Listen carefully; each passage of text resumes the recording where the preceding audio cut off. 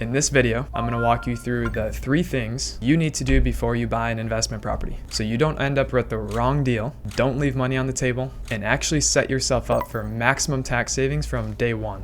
If you're a high-income earner thinking about buying an investment property this year to lower your taxes, it's important that you watch this before you do anything, because I talk to people every single week who come to me after they've already bought an investment property, and by then it's too late. The damage is already done. They lock themselves into a deal that's going to cost them tens of thousands of dollars in tax savings, and there's nothing I can do about it at that point. I'm Ryan Carrier. I'm a CPA who works specifically with high-income earners who are looking to use real estate tax strategies to pay less in taxes. And I've worked with over 300 clients at this point. And what I can tell you is the people who come to me before, they always end up in a better position than those who come to me after the fact, every single time. So without further ado, let's dive into this. So the first thing, and this might sound obvious, is that you need to buy the right type of investment property for your tax situation.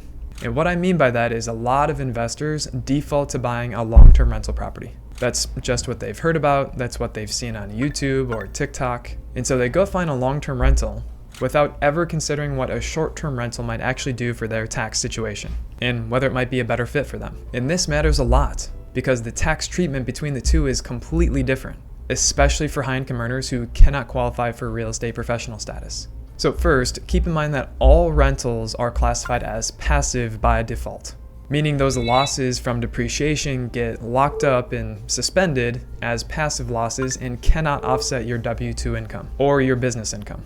Short-term rentals that have an average stay per guest of 7 days or less can be treated as non-passive as long as you materially participate, which then means those losses can offset your W-2 or business income. For a W-2 earner who's making $300,000, $400,000, $500,000 plus in W-2, this is really everything. The whole point is reducing taxes on that non-passive income along with the benefits of cash flow, debt pay down, appreciation, and so forth. And a lot of my clients come to me after buying long-term rentals and they're frustrated because they thought and they heard online that there could be some tax savings, but that extra depreciation in those tax losses are not offsetting their W-2 because they don't meet real estate professional status. The fix is that before you buy anything, understand which property type aligns with your tax situation so that you can get the tax savings you've been looking for. If you're going to try to do a short-term rental, you need one that's going to qualify for the average stay less than 7 and that you can materially participate in, and one that's going to be in a good market that will perform well. All right, before I get into the next 2, I want to mention something really quick. Everything I'm covering in this video is exactly the type of tax planning I do with my clients at Carrier Tax Consulting. We work with high-income earners, usually people making over $300,000 a year or more, and who want to use real estate tax strategies to meaningfully reduce their taxes and grow their wealth. It's a done-with-you tax advisory service. You get direct access to me, we build your tax plan together, and I make sure that you're set up correctly from the start, not after the fact, and not scrambling to fix things afterward. I can't take on every client because I work with my clients personally. But if this sounds like what you need, click the link in the description and book a call with me to see how I might be able to help you. All right, now back to the video. So number 2, and this is one that very few people are going to talk about, and it's also one of the biggest missed opportunities I see. When you buy an investment property, the IRS is going to require that you split your purchase between the building and the land. And that matters because you can only depreciate the building, but not the land. So if you buy a property where a huge percentage of the value is going to the land, your depreciation deduction shrinks, not only in the short run, but also in the long run. And that directly reduces your tax savings. Every county has a property tax assessor that publishes the value of the land and the building for each property. This is generally public information. So before you buy, pull up that tax assessor value and look at what is the percentage split between the building and the land. If you're comparing 2 properties that are similar in purchase price, the one with less land value and more building value is going to get you more tax savings because you're getting more depreciation. This is especially important if you're planning to do a cost segregation study, because cost seg is going to allow you to accelerate the building components faster, not anything that's going to be changed with the land, but the more that we can accelerate now, the bigger your tax savings are going to be right away in the first year. A lot of investors I speak with just look at the purchase price, they'll look at rental income, they'll look at the location, and they never even look at the tax assessor breakdown between the building and land split. But it can mean a difference of tens of thousands of dollars in depreciation, maybe not only in the first year, but also for years to come.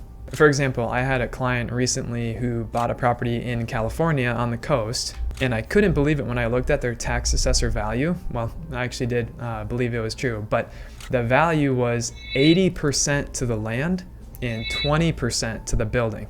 But I'm also working with another client who has not bought a property yet, and they're evaluating acquiring a short-term rental this year. After comparing a couple of properties together, once he understood the differences between how I was evaluating the tax assessor value and the split between building and land, this one decision based on his purchase price is likely going to save him $80,000 in taxes this year by picking the right property. All right, last one, and this is one that I actually just dealt with recently on a call. I had one prospect who came to me. They work at a large tech company that all of you have heard of. They are a W-2 employee, and they make about $2.5 million a year. But he was looking at buying a property for about $500,000. Now, there's nothing wrong with a $500,000 property. That's actually a pretty typical number that I see for purchase price with my clients. But for someone at his income level, that purchase price will help for tax savings, but it won't significantly move the needle with his tax bill. And here's the thing that I've been trying to educate more people on. He's still gonna have to put in the same 100 hours of material participation to meet the short-term rental tax strategy. And that's the case whether the property is worth $500,000 or $2 million.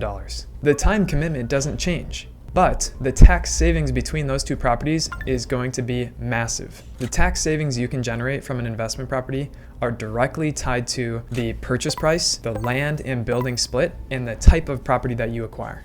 A $500,000 property is going to give you a fraction of the depreciation compared to a property you acquire for $1.5 or $2 million, assuming that it's the same split percentage between the building and land. But the time requirement is exactly the same. For high-income earners who are busy, I always help them think through the efficiency of their time and the return on that time from tax savings. If you're going to put in those hours, make sure the property generates enough depreciation that it's worth your time and can make a meaningful dent in your tax bill. I would never want to recommend that someone overextend themselves financially, but buying too small relative to your income is a common mistake I see, and it could leave a lot of tax savings on the table. The right purchase price depends on your income, your goals, and your overall financial picture. The point is, you should be thinking about all of this before you acquire that first property, not after. Then it's too late. All right, I hope this was helpful for some of you. If you want to see one of these strategies I mentioned in action, go watch my video on cost segregation studies, where I walk through how it works and how it can accelerate more of your depreciation in year one. I'll link it on the screen here, and I'll see you on the next one.